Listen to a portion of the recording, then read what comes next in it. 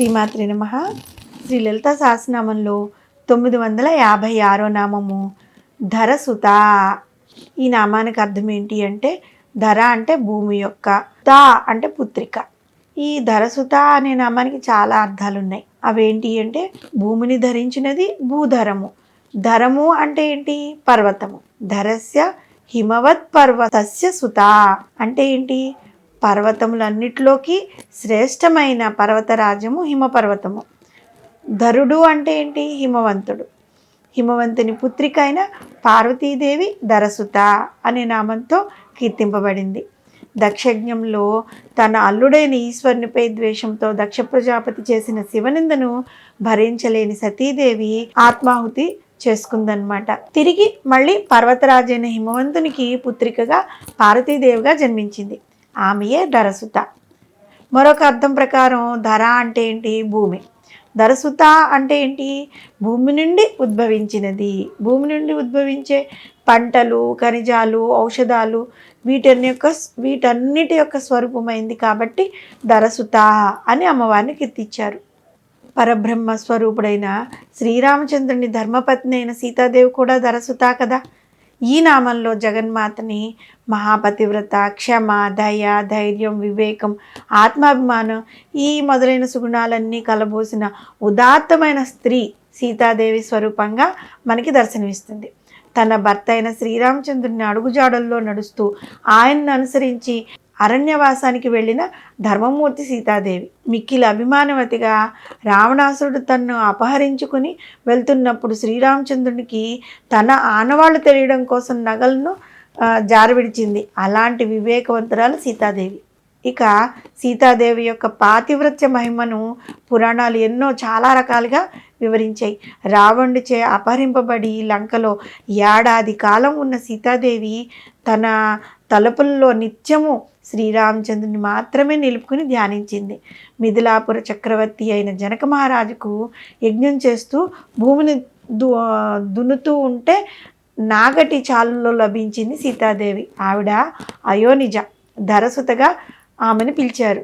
ఇక సీతమ్మ తల్లి తన అవతారం చాలించినప్పుడు తన మాతృమూర్తి అయిన భూమాతలో ఐక్యమైపోయింది. ఇన్ని సుగుణములు, మంచి లక్షణములు కలిగిన సీతాదేవి సాక్షాత్ జగన్మాత యొక్క అవతారమే కదా. సుగుణాభిరాముడైన శ్రీరామచంద్రుడు పరబ్రహ్మ స్వరూపుడు. ఆయన పత్ని అయిన సీతాదేవి పరమేశ్వరి యొక్క అంశాస్వరూపురాలైన శ్రీ మహాలక్ష్మి స్వరూపము. సీతాదేవి లలితామాత అవతారమూర్తియే అని చెప్పడానికి శ్రీ విద్యలోని అనేక విషయాలు రామాయణంలో సుందరకాండలో నిక్షిప్తం చేయబడి ఉండడమే దీనికి నిదర్శనం అన్నమాట. రాముడు, కాముడు వీరిద్దరి తత్వములు ఒక్కటే. సీతాదేవి సాక్షాత్ జగన్మాత అవతారమే అనటానికి లలితా సహస్రనామంలోని రామ, రమణలంపట అనే నామాలు మనకు తెలుసు కదా. రామ అన్నదేంటి? పుల్లింగ శబ్దము. శ్రీరామచంద్రమూర్తికి సంకేతం అయితే రామ అన్నది మాకి దీర్ఘం ఇవ్వాలి. రాకి దీర్ఘం మా. రామ పుంలింగ శబ్దం అయితే రామ రాకి కూడా దీర్ఘం ఇస్తే స్త్రీలింగ శబ్దం సీతాదేవిని సంకేతిస్తుంది అన్నమాట. ఇదే విధంగా రమణుడు అన్న పదానికి అర్థము పతి. రమణలంపట అన్న నామానికి అర్థం కేవలం తన పతిదేవుని యందు మాత్రమే ఆసక్తి కలిగినది.